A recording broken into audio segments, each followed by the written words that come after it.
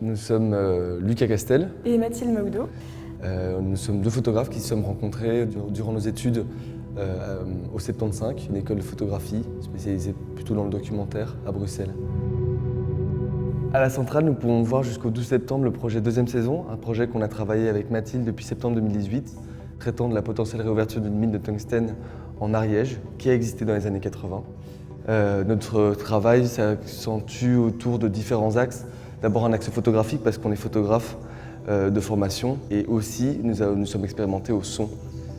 Nous avons réalisé une partie sonore, un documentaire sonore qu'on peut écouter ici, qui reprend différents témoignages des acteurs de la région.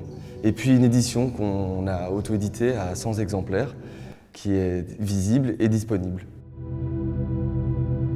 En fait, on est parti de l'idée qu'il y avait eu une première saison de la mine de Salo, donc dans les années 70-80 quand elle était en activité, et que la deuxième saison serait celle de sa potentielle réouverture et de cette période d'entre-deux où le village est fort dans l'attente de savoir si cette mine va rouvrir ou pas, parce que ça pourrait avoir beaucoup d'impact sur la vie des gens sur place.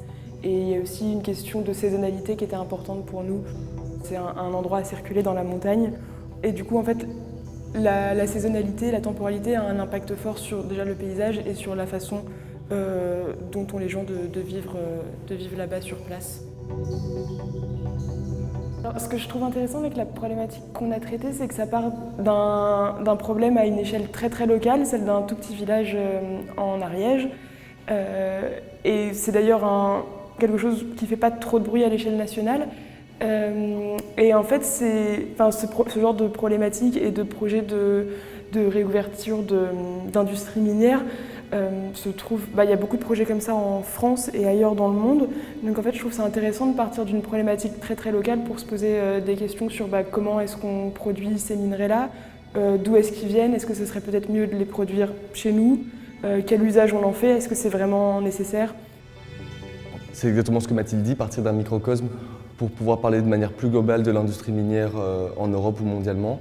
Voilà, nous l'idéal, effectivement, c'est que les gens repartent ici avec des questionnements, autant sur la manière dont on produit certains matériaux ou certaines matières, mais aussi sur notre manière de vivre et sur le système dans lequel nous vivons, qui tend toujours à plus de production.